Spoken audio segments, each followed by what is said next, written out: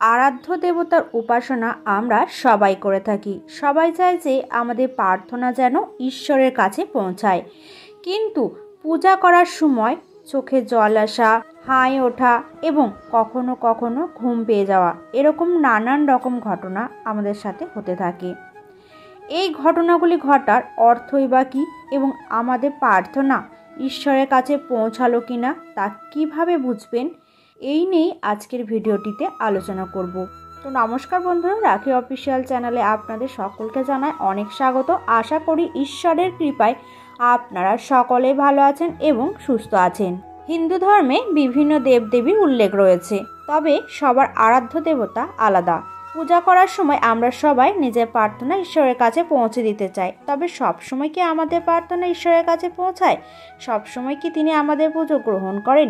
ভগবান আমাদের পুজো গ্রহণ করলেন কিনা, তার কাছে আমাদের প্রার্থনা পৌঁছালো কিনা তা বোঝার নির্দিষ্ট উপায় রয়েছে বলে শাস্ত্র বলেছে। একটু খেয়াল করে দেখবেন যে পূজার সময় কিছু কিছু ঘটনা আমাদের সঙ্গে অনেক সময় ঘটে। এইসব ঘটনা কোনোটি শুভ এবং কোনোটি অশুভ ইঙ্গিত বহন করে। জেনে নিন শাস্ত্র অনুসারে পুজোর সময় কোন কোন ঘটনা ঘটলে বুঝবেন যে ঈশ্বর আমাদের প্রার্থনা গ্রহণ করেছেন, এবং কোন কোন ঘটনা ঘটলে বুঝবেন যে আমাদের প্রার্থনা ভগবানের কাছে পৌঁছায়নি। আপনার আরাধনা সফল হলো কিনা তা এই ইঙ্গিতগুলির মাধ্যমে আপনারা বুঝতে পারবেন। পুজোর সময় শুভ ঘটনাগুলি কি কি? নাম্বার 1, পূজা করার সময় যদি আপনার চোখ জলে ভরে ওঠে তাহলে অত্যন্ত শুভ লক্ষণ বলে মনে করা হয়। এর অর্থ আপনার উপাসনা ঈশ্বর গ্রহণ করেছেন এবং তার আশীর্বাদে আপনার জীবনের সকল দুঃখ কষ্ট খুব শীঘ্রই দূর হয়ে যাবে। প্রতিটি বাড়িতে প্রতিদিন সঠিক সময়ে পূজা অর্চনা করা হয়। ভগবানের ভক্তির সঙ্গে যুক্ত থাকায় দুঃখ থেকে মুক্তি পাওয়ার একমাত্র উপায়। কিছু লোক ভক্তিকে তাদের জীবনের ভিত্তি হিসাবে বিবেচনা করে এবং তাদের সমগ্র জীবন ঈশ্বরকে উৎসর্গ করেন। ভক্তির পথ খুবই কঠিন, কিন্তু এর অনুভূতি সবচেয়ে সুন্দর। যে ব্যক্তির চোখে এই ভক্তির উদয় হয় এবং পূজা করার সময় প্রায়শই চোখে জল আসে, এটি শাস্ত্র অনুযায়ী পরিষ্কার মনের লক্ষণ।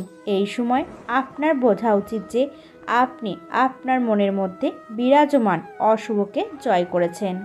নাম্বার 2, পূজা করার সময় প্রদীপের শিখা যদি সোজা জ্বলতে থাকে। পুজোর সময় প্রদীপের শিখা যদি সোজা জ্বলতে থাকে তাহলে বুঝবেন ঈশ্বর আপনার উপর তুষ্ট এবং আপনার পুজো তিনি গ্রহণ করেছেন। নাম্বার 3, পুজোর সময় যদি ঈশ্বরকে নিবেদিত ফুল আপনার কাছে এসে পড়ে তাহলে বুঝবেন ঈশ্বর আপনার পুজো গ্রহণ করেছেন এবং আশীর্বাদ স্বরূপ ওই ফুল আপনাকে দিয়েছেন। এবার চলুন জেনে নেওয়া যাক পুজোর সময় কিছু অশুভ ঘটনা। নাম্বার 1, পূজা চলাকালীন বা পুজো প্রস্তুতি করার সময় যদি হাত পুড়ে যায়। পুজো চলাকালীন বা পুজোর প্রস্তুতি করার সময় যদি কোনোভাবে আপনার হাত পুড়ে যায় তাহলে তা অশুভ হিসাবে মনে করা হয়। প্রদীপ জ্বালাতে গিয়ে, আরতি করতে গিয়ে, ভোগ রাঁধতে গিয়ে বা অন্য কোনো কাজে হাত যদি পুড়ে যায় তাহলে বুঝবেন কোথাও ভুল হয়েছে, আর সেই কারণে আপনার প্রার্থনা ঈশ্বর গ্রহণ করেননি। পুজো চলাকালীন হাই ওঠা। পুজো চলাকালীন যদি বারবার আপনার হাই ওঠে তাহলে একটু সাবধান হবেন, এটি কিন্তু মোটেও শুভ লক্ষণ নয়। পুজোর সময় বারবার হাই উঠলে বুঝতে হবে যে আপনার মধ্যে নেতিবাচক শক্তি রয়েছে, আর এই নেতিবাচক শক্তি আপনার প্রার্থনা ঈশ্বরের নিকট পৌঁছানোর পথে বাধা সৃষ্টি করছে। নাম্বার 3, পুজোর সময় ঘুমিয়ে পড়া। শাস্ত্র অনুসারে ঈশ্বর সর্বদা শুদ্ধ চিত্তে করা উপাসনা গ্রহণ করেন। পুজো করার সময় যদি কোনো ব্যক্তি ঘুমিয়ে পড়েন তার মানে সেই ব্যক্তির মনে দ্বিগুণ চিন্তা ভাবনা সক্রিয় থাকে, তার মনে নানান ধরনের চিন্তা আসছে। আপনি যদি বিঘ্নিত অবস্থায় ঈশ্বরের উপাসনা করেন তবে আপনি ঘুমিয়ে পড়তে শুরু করেন। তাই ঈশ্বরের যখন উপাসনা করবেন সমস্ত চিন্তা থেকে মুক্ত হয়ে তবে ঈশ্বরের উপাসনা করবেন। অনেক সময় যারা ভগবানের উপাসনা করেন তাদের অভিযোগ থাকে যে অনেকে পূজা করেও তাদের পূজার ফল পাচ্ছেন না। এমন অবস্থায় এটা জানা খুবই গুরুত্বপূর্ণ হয়ে যায় যে কী কারণে আপনি আপনার সাধনার সঠিক ফল পাচ্ছেন না, বা বলুন যে আপনি ঈশ্বরের কৃপা লাভ করতে পারছেন না।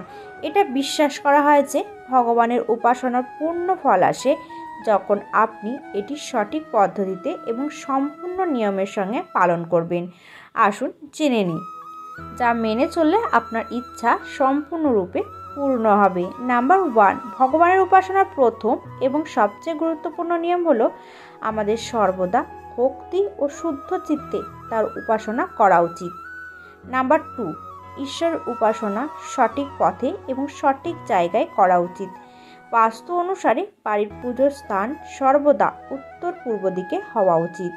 নাম্বার 3, ঈশ্বরের উপাসনা করবার সময় আমাদের সর্বদা পঞ্চদেব অর্থাৎ সূর্যদেব, শ্রী গণেশ, দেবী দুর্গা, ভগবান শঙ্কর, ভগবান বিষ্ণুর ধ্যান করা উচিত। নাম্বার 4, ভগবানের আরাধনায় সর্বদা পরিষ্কার পরিচ্ছন্ন বস্ত্র পরিধান করা উচিত। সর্বদা শুদ্ধ চিত্তে পূজা করা উচিত। নাম্বার 5, ঈশ্বরের উপাসনায় সর্বদা মন্ত্র ও প্রার্থনা সঠিকভাবে উচ্চারণ করুন। নাম্বার 6, ভগবানের পুজোর পর আরতি করতে হবে। এটা বিশ্বাস করা হয় যে আরতি দুঃখের বিনাশ করতে সাহায্য করে, তাই আপনার আরাধ্য দেবতার সকাল ও সন্ধে আরতি করুন। সর্বদা দাঁড়িয়ে ভগবানের আরতি করুন। নাম্বার 7, সকাল ও সন্ধে নিয়মিত তুলসা পূজা করুন। তুলসী শ্রীকৃষ্ণের অত্যন্তই প্রিয়। নাম্বার 8, প্রতিদিন তুলসীতে জল অর্পণ করবার সময় সমস্ত রোগ, শোক ও অসুস্থতা থেকে মুক্তি পাওয়ার জন্য অবশ্যই এই মন্ত্রটি জপ করবেন।